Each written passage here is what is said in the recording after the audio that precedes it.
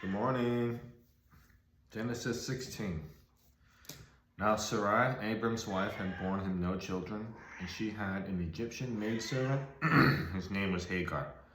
So Sarai said to Abram, "See now, the Lord has restrained me from bearing children. Please go into my maid. Perhaps I shall obtain children by her." And Abram heeded the voice of Sarai. Then Sarai, Abram's wife, took Hagar her maid, the Egyptian, and gave her to her husband Abram to be his wife, after Abram had dwelt 10 years in the land of Canaan. So he went into Hagar, and she conceived, and when she saw that she had conceived, her mistress became despised in her eyes. Then Sarai said to Abram, "My wrong be upon you. I gave my maid into your embrace, and when she saw that she had conceived, I became despised in her eyes. The Lord judge between you and me." So Abram said to Sarai, "Indeed, your maid is in your hand. Do to her as you please." And when Sarai dealt harshly with her, she fled from her presence. Now the angel of the Lord found her by a spring of water in the wilderness, by the spring on the way to Shur. And he said, "Hagar, Sarai's maid, where have you come from and where are you going?" She said, "I am fleeing from the presence of my mistress Sarai." The angel of the Lord said to her, "Return to your mistress and submit yourself under her hand." Then the angel of the Lord said to her, "I will multiply your descendants exceedingly, so that they shall not be counted for multitude." And the angel of the Lord said to her, "Behold, you are with child, and you shall bear a son, and you shall call his name Ishmael, because the Lord has heard your affliction. He shall be a wild man. His hand shall be against every man, and every man's hand against him, and he shall dwell in the presence of his brethren." Then she called the name of the Lord who spoke to her, "You are the God who sees." For she said, "Have I also here seen him who sees me?" Therefore the well was called Beer Lahai Roi. But observe, it is between Kadesh and Bered. So Hagar bore Abram a son, and Abram named his son, whom Hagar bore, Ishmael. Abram was 86 years old when Hagar bore Ishmael to Abram.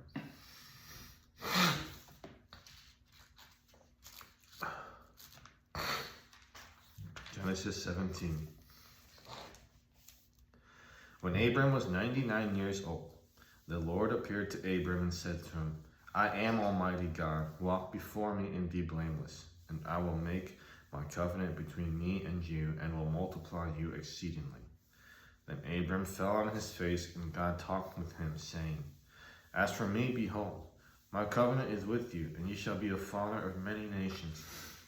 No longer shall your name be called Abram, but your name shall be called Abraham. For I have made you a father of many nations.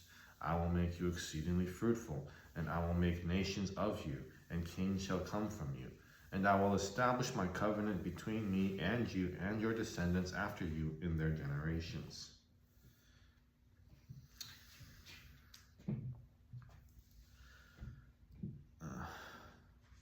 For an everlasting covenant, to be God to you and your descendants after you. Also I give to you and your descendants after you the land in which you are a stranger, all the land of Canaan, as an everlasting possession, and I will be their God. And God said to Abraham, "As for you, you shall keep my covenant, you and your descendants after you throughout their generations. This is my covenant which you shall keep, between me and you and your descendants after you. Every male child among you shall be circumcised, and you shall be circumcised in the flesh of your foreskin, and it shall be a sign of the covenant between me and you. He who is 8 days old among you shall be circumcised, every male child in your generations. He who is born in your house, or bought with money from any foreigner, or who is not your descendant.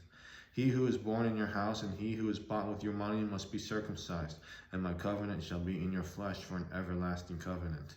And the uncircumcised male child, who is not circumcised in the flesh of his foreskin, that person shall be cut off from his people. He has broken my covenant."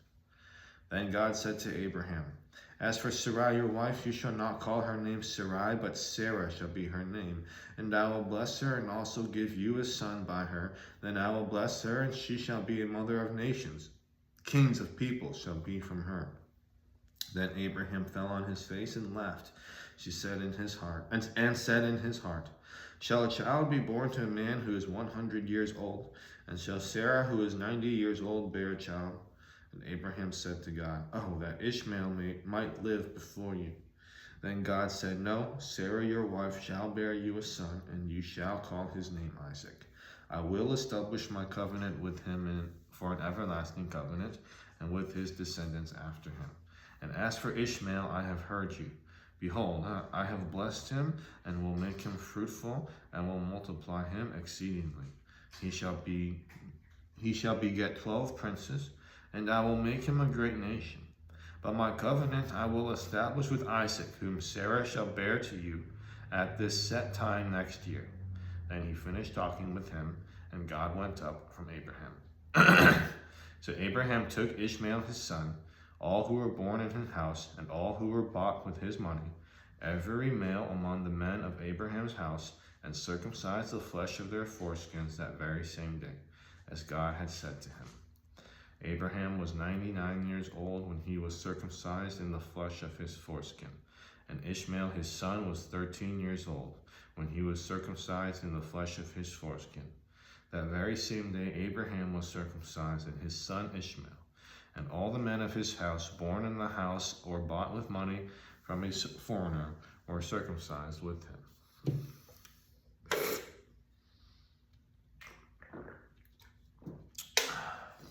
Cold brew.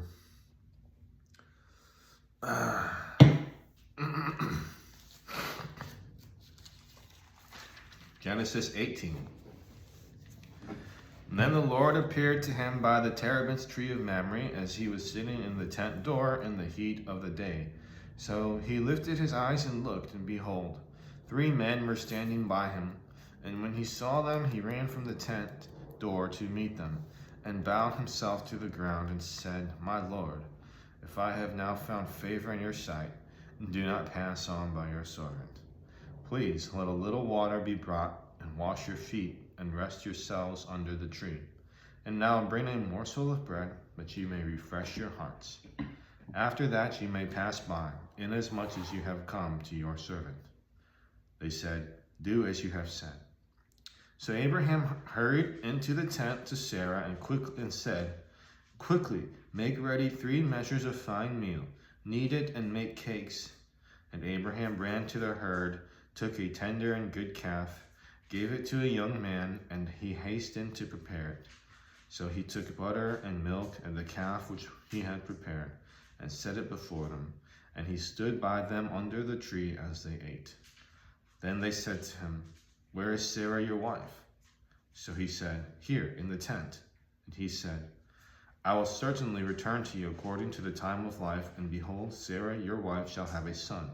Sarah was listening in the tent door which was behind him. Now Abraham and Sarah were old, well advanced in age, and Sarah had passed the age of childbearing. Therefore Sarah laughed within herself, saying, after I have grown old, shall I have pleasure, my Lord, being old also? And the Lord said to Abraham, why did Sarah laugh, saying, shall I surely bear a child since I am old?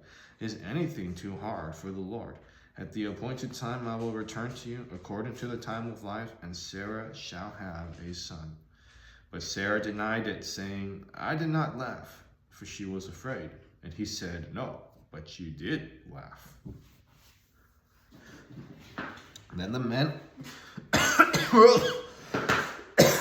the men rose from there and looked toward Sodom, and Abraham went with them and to send them on the way. And the Lord said, shall I hide from Abraham what I am doing?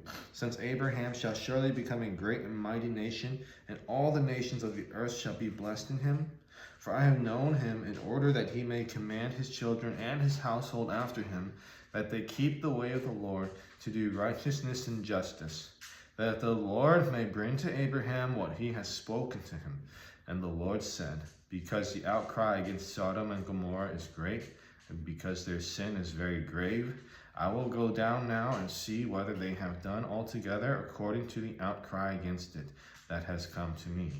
And if not, I will know. Then the men turned away from there and went toward Sodom. But Abraham still stood before the Lord. And Abraham came near and said, "Would you also destroy the righteous with the wicked? Suppose there were 50 righteous within the city. Would you also destroy the place and not spare it for the 50 righteous that were in it? Far be it from you to do such a thing as this, to slay the righteous with the wicked, so that the righteous should be as the wicked. Far be it from you. Shall not the judge of all the earth be right?" So the Lord said, "If I find in Sodom 50 righteous within the city, then I will spare all the place for their sakes." Then Abraham answered and said, "Indeed now I, who am but dust and ashes, have taken it upon myself to speak to the Lord. Suppose there were 5 less than the 50 righteous. Would you destroy all of the city for lack of 5? So he said, "If I find there 45, I will not destroy it." And he spoke to him yet again and said, "Suppose there should be 40 found there?" He said, "I will not do it for the sake of 40. Then he said, "Let not the Lord be angry, and I will speak. Suppose 30 should be found there." So he said, "I will not do it if I find 30 there." And he said, "Indeed, now I have taken it upon myself to speak to the Lord. Suppose 20 should be found there." So he said, "I will not destroy it for the sake of 20. And he said, "Let not the Lord be angry, and I will speak but once more. Suppose 10 should be found there." He said, "I will not destroy it for the sake of 10. So the Lord went his way as soon as he had finished speaking with Abraham, and Abraham returned to his place. This is God's word. That was Genesis 16 through 18. We're going to hop over to the Gospel according to Mark, chapter 6. Mark 6. Then he, Jesus, went out from there and came to his own country, and his disciples followed him. And when the Sabbath had come, he began to teach in the synagogue. And many hearing him were astonished, saying, "Where did this man get these things? And what wisdom is this which is given to him, that such mighty works are performed by his hands? Is this not the carpenter, the son of Mary, and the brother of James, Joseph, Judas, and Simon? And are not his sisters here with us?" So they were offended at him. But Jesus said to them, "A prophet is not without honor, except in his own country, among his own relatives, and in his own house." Now he could do no mighty work there, except that he had laid his hands on a few sick people and healed them. And he marveled because of their unbelief. Then he went about the villages in a circuit teaching. And he called the 12 to himself, and began to send them out 2 by 2, and gave them power over unclean spirits.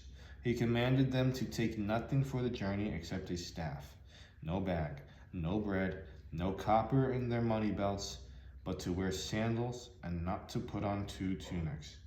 Also he said to them, "In whatever place you enter a house, stay there till you depart from that place. And whoever will not receive you nor hear you, when you depart from there, shake off the dust under your feet as a testimony against them. Assuredly I say to you, it will be more tolerable for Sodom and Gomorrah in the day of judgment than for that city." So they went out and preached that people should repent. And they cast out many demons, and anointed with oil many who were sick, and healed them. Now King Herod heard of him, for his name had become well known. And he said, "John the Baptist is risen from the dead, and therefore these powers are at work in him." Others said, "It is Elijah." And others said, "It is the prophet, or like one of the prophets." But when Herod heard, he said, "This is John, whom I beheaded. He has been raised from the dead." For Herod himself had sent and laid hold of John, and bound him in prison for the sake of Herodias, his brother Philip's wife, for he had married her. Because John had said to Herod, "It is not lawful for you to have your brother's wife." Therefore Herodias held it against him and wanted to kill him, but she could not. For Herod feared John, knowing that he was a just and holy man, and he protected him. And when he heard him, he did many things and heard him gladly. Then an opportunity came when Herod on his birthday gave a feast for his nobles. the high officers, and the chief men of Galilee.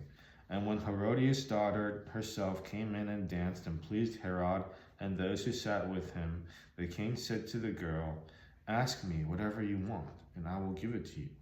He also swore to her, "Whatever you ask me, I will give you, up to half my kingdom." So she went out and said to her mother, "What shall I ask?" And she said, "The head of John the Baptist." Immediately she came in with haste to the king and asked, saying, "I want you to give me at once the head of John the Baptist on a platter." And the king was exceedingly sorry, yet because of the oath and because of those who sat with him, he did not want to refuse her. Immediately the king sent an executioner and commanded his head to be brought. And he went and beheaded him in prison, brought his head on a platter, and gave it to the girl, and the girl gave it to her mother. When his disciples heard of it, they came and took away his corpse and laid it in a tomb. Then the apostles gathered to Jesus and told him all things, both what they had done and what they had taught.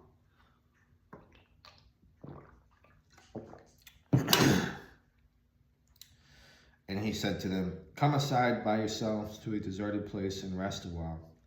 For there were many coming and going, and they did not even have time to eat. So they departed to a deserted place in the boat by themselves.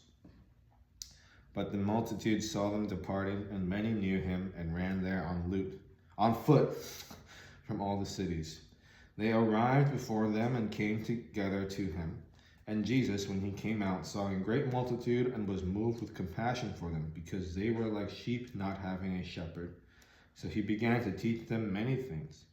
When the day was now far spent, his disciples came to him and said, "This is a deserted place, and already the hour is late.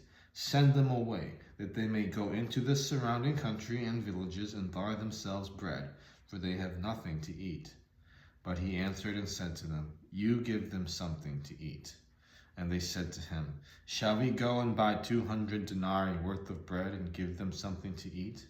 But he said to them, "How many loaves do you have? Go and see." And when they found out, they said, 5 and 2 fish. Then he commanded them to make them all sit down in groups on the green grass. So they sat down in ranks, in hundreds and in 50s. And when he had taken the 5 loaves and the 2 fish, he looked up to heaven, blessed and broke the loaves, and gave them to his disciples to set before them. And the 2 fish he divided among them all. So they all ate and were filled. And they took up 12 baskets full of fragments and of the fish. Now those who had eaten the loaves were about 5,000 men. Immediately he made his disciples get into the boat and go before him to the other side, to Bethsaida, while he sent the multitude away. And when he had sent them away, he departed to the mountain to pray. Now when evening came, the boat was in the middle of the sea, and he was alone on the land. Then he saw them straining at rowing, for the wind was against them. Now about the 4th watch of the night he came to them, walking on the sea, and would have passed them by. And when they saw him walking on the sea, they supposed it was a ghost, and cried out, for they all saw him and were troubled. But immediately he talked with them and said to them, "Be of good cheer, it is I, do not be afraid." Then he went up into the boat to them, and the wind ceased. And they were greatly amazed in themselves beyond measure, and marveled, for they had not understood about the loaves, because their heart was hardened. When they had crossed over, they came to the land of Gennesaret, and anchored there. And when they came out of the boat, immediately the people recognized him, ran through that whole surrounding region, and began to carry about on beds those who were sick to wherever they heard he was. Wherever he entered, into villages, cities, or the country, they laid the sick in the marketplaces and begged him that they might just touch the hem of his garment. And as many as touched him were made well.